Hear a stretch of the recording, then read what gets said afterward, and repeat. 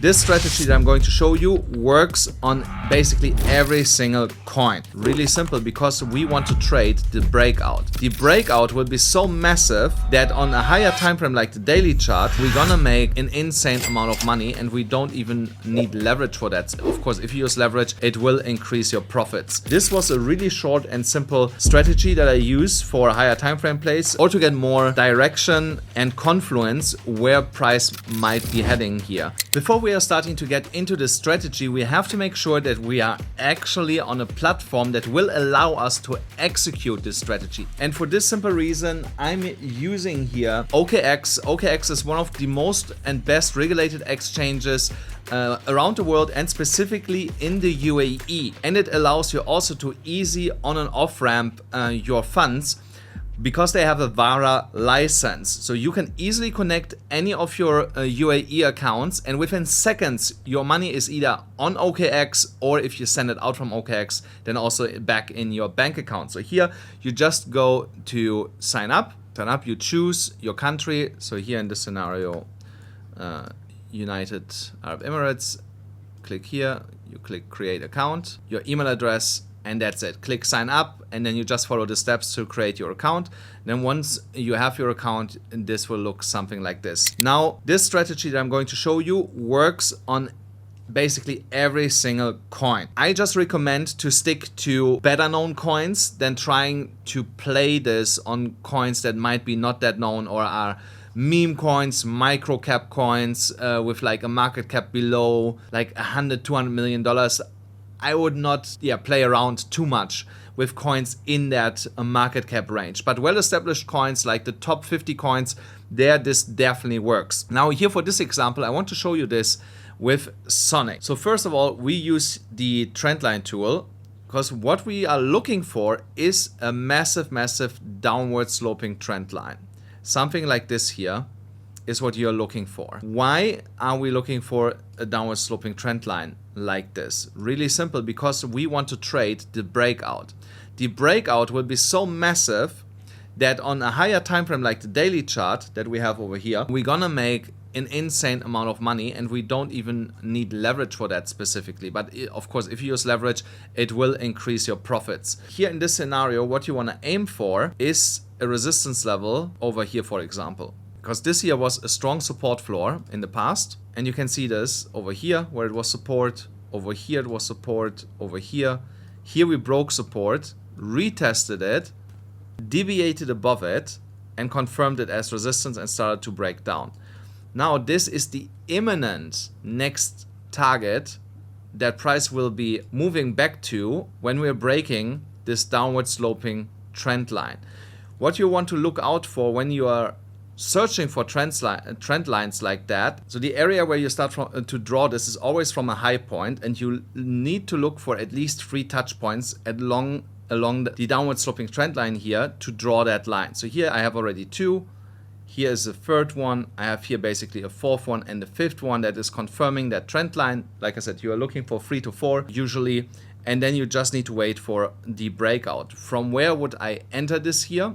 Now let me also show you where I would go for an entry. On the break of the downward sloping trend line, and this can be over here, can be over here, can be over here, or you look for the lowest hanging level of resistance. This would be roughly this area here. So once we're breaking above this area, price might be ready to attack the downward sloping trend line. So this might be a good area where you want to start scaling into your trade. You don't have directly to jump in with everything, but I would start building my position into this resistance area up here. Once we're breaking the resistance area here, I would definitely start scaling my trade and increase margin, and then just let this run here to the upside.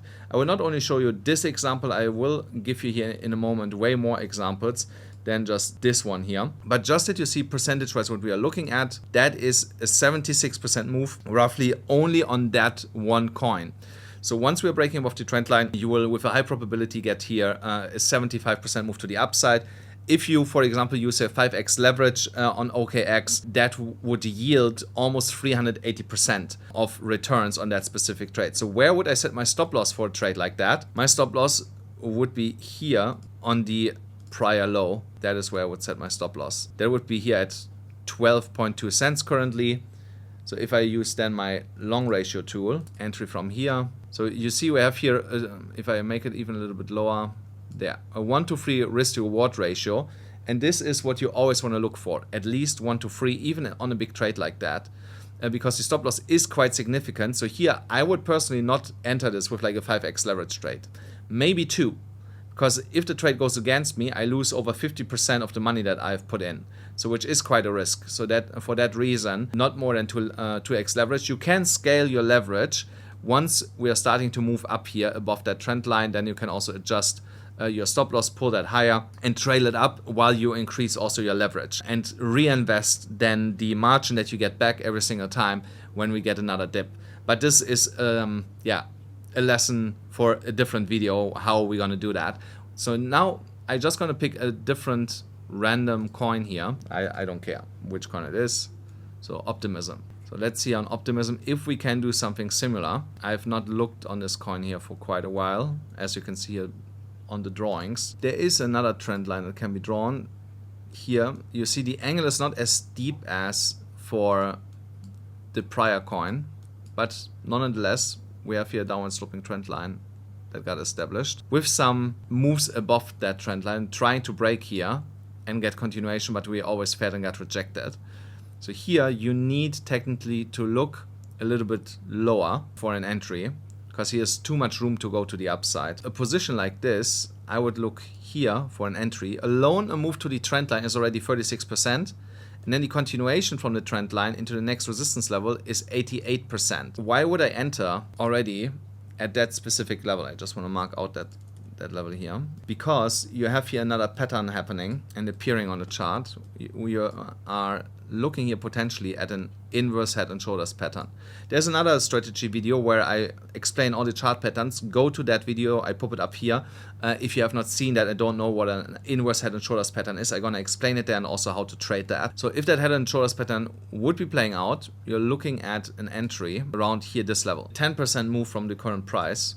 Yeah, almost 9%, but you have to wait. For a bigger move, you have to wait a time frame like that this is going to play out. So, but once it's playing out, like I said, you're looking at 36% here, 37%, only to the downward sloping trend line, and then continuation. If you trade your continuation, you're looking at over 86% of an upside move. So now I want to explain really quickly why these trend lines are so effective and why they are playing out and repeating themselves over and over again.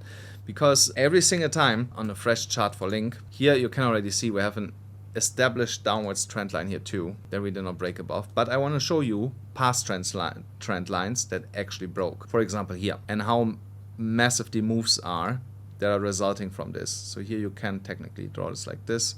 Get more touch points along that line. Here you see, again, confirmation 3 times, 4. Then here deviation, here a lot of touch points along that. So you have here at least 5 clusters where we try to break above this. Here technically a 6th one, and then we broke and started to move to the upside. So how much upside could we have gained here if we would have entered here at that level? From that level, if you would have only traded into the next resistance, you look at already at 52%. And if you would have traded your stop loss, you could have gotten here all the way up to potentially, all the way up here, 112% potentially by just trailing your stop loss, because we did not have any major pullbacks on that move to the upside. So this is not always the case, but I can give you a rule of thumb for the daily time frame at least, what you can aim for. Around 30 to 40% of profit is realistic in high liquidity coins that are already for a couple years around in the space. If you're looking for newer coins, I would be a little bit more cautious with that. But coins that are around for at least 2-3 years, 30 to 50% is what you can expect in return on these higher time frame plays. The reason why this works so good is because every single time when we are seeing a downward sloping trend line appearing on the chart is that we are putting in a higher high, and from that higher high we create lower highs. And market structure has shifted into a downwards trend. This downwards trend is accompanied by putting in lower lows. And only when you see market structure shifting, when we're putting in here the final lower low and start to print a higher low, that is your first early warning sign when you have the established downward sloping trend line that market structure might be about to change. You have here the last lower high. That lower high got broken here. Now you know, okay, market structure is shifting. At the same time, you would have had your entry level exactly around where we put in that higher high compared to this high here over there. That would have been your signal to enter. You would have, of course, got stuck here a little bit for a couple of days. But then once we broke back above that, you would have had your continuation and the run into the take profit level. You can rinse and repeat this on many, many coins. This applies, like I said, to any coin, to any ticker. You can try this over and over again. You can also apply this to shorter time frames, because this is, of course, a long time frame where this has to play out. You can apply this to 1 hourly time frame, on a 4 hourly time frame, but they get less reliable, and also the returns are diminishing on shorter time frames. That is something that you need to be aware of.